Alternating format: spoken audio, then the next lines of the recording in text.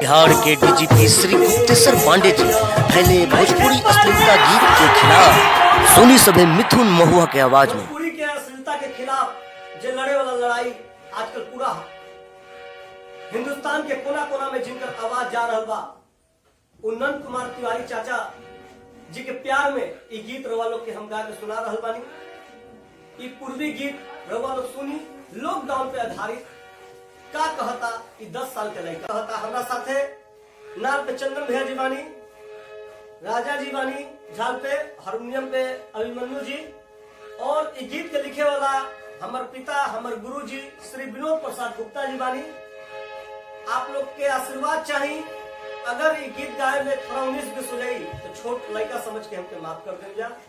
लीजिए सुनी एगो 10 साल के लड़का के दर्द का कहता।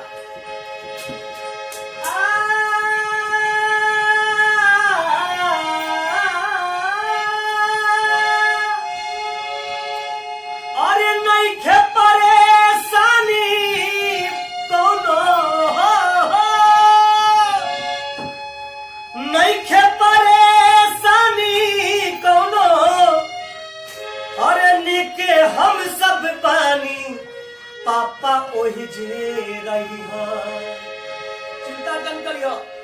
अरे निक बारी दादी और माई पापा ओही जे रही हो। निक बारी दादी और माई पापा ओही जे रही हो। नहीं परेशानी कोनो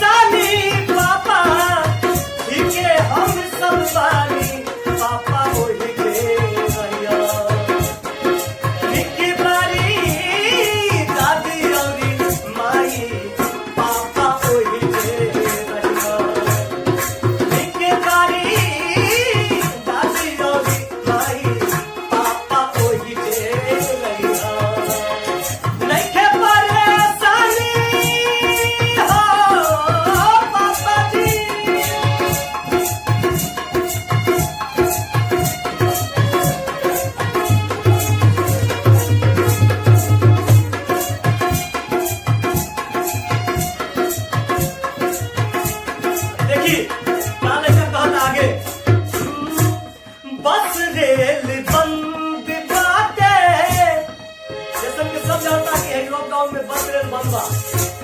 अब बस रेल बंद बाटे, अब बंद सब सवारी बाहो।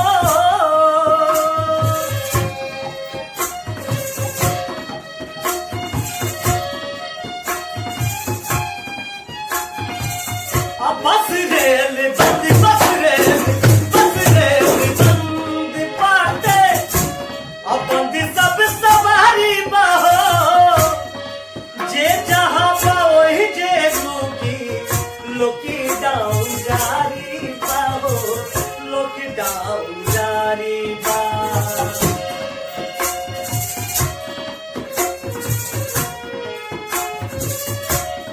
मिलत पाओ जे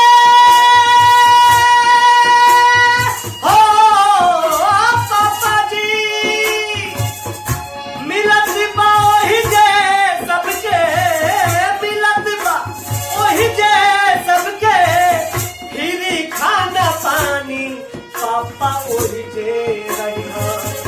अनिक बारी दादी और माई पापा ओही जे रही हो। अनिक बारी दादी और माई पापा ओही जे रही हो। नहीं परेशानी दोनों हो।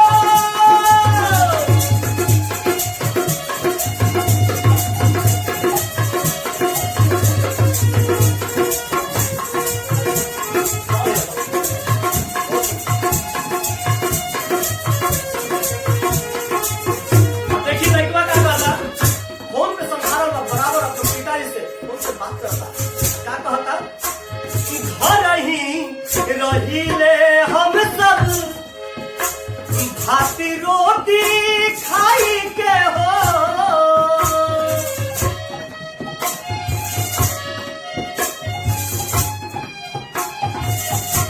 घर ही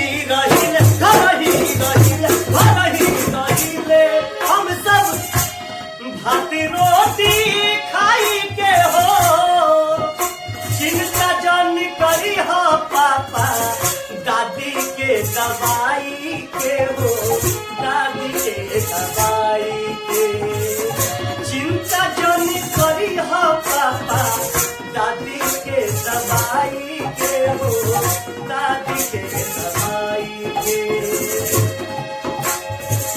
वेद जी के गोली ओ पापा जी हो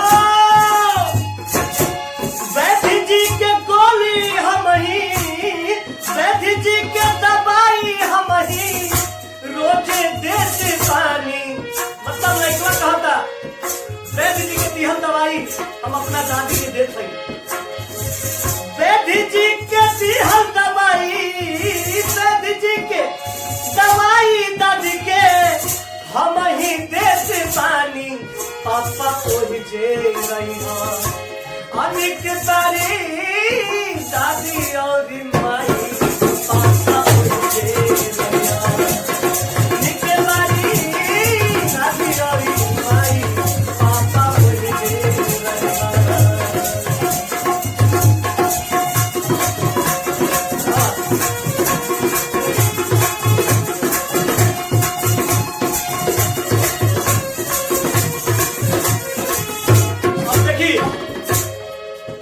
उनका जब पिताजी लॉकडाउन में फसल वाले 1 महीना पहले आए वाला रहा मगर वो घड़ी लड़का फोने पर दे लगे पापा घर में राशन नहीं थे खत्म हो गए लॉकडाउन के पहले मगर अब लड़का के मन बाकी पापा अभी ना आ रहे तो फोने से क्या कहता लिस्टुरी जा विचार कर जाएगा माई तो पुरान बर्तन अब चली ठठेरी के हो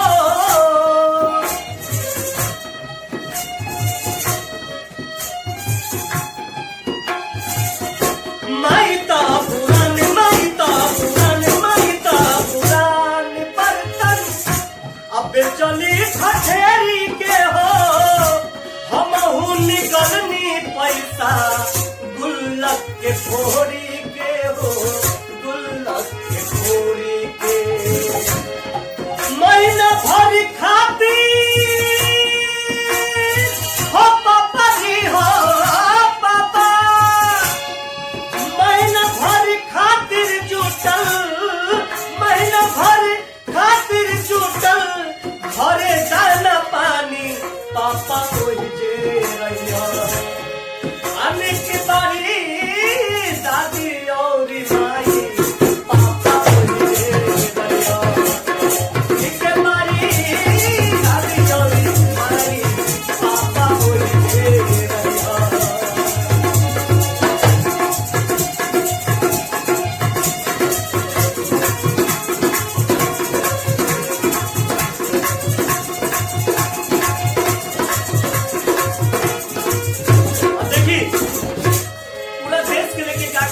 अपना चाची के घर में दूरदर्शन के टीवी में न्यूज देखा कहता तो क्या कहता पूरा देश लागल बाटे कोरोना भगावे में हो पूरा देश लागल बरवे कोरोना भगावे में हो जनी हतरी कोशिश पैदल पापा घरे आवे में हो पापा घरे आवे में हो जनी करी कोशिश पैदल पापा घरे आवे में हो पापा घरे आवे में कुछ ही दिन के दुखवा बाटे जी पापा हो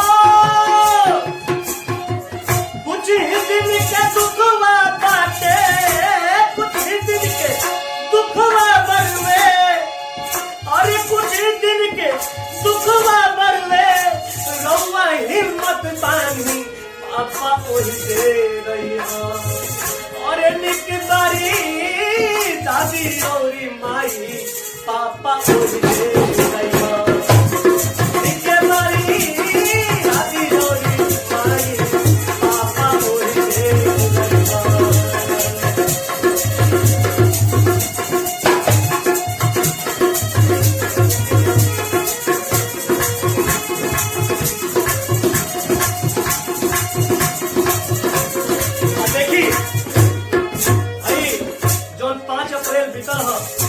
मोदी जी कहले रहे कि दिया जलाए के बाद संजोग से वही दिन लड़का के जन्मदिन रहे, तो फोन पे अपना पिताजी के क्या कहता है कि हर साल पिताजी उनका देते रहे, मगर सुनी जा 10 साल का लड़का क्या दर्द बा सुनी जा।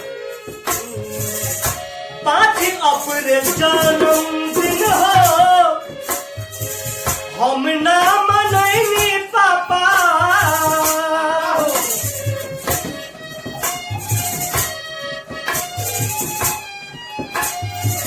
5 अप्रैल जन्मदिन, 5 अप्रैल जन्मदिन, 5 अप्रैल जन्मदिन हम ना मनैनी पापा।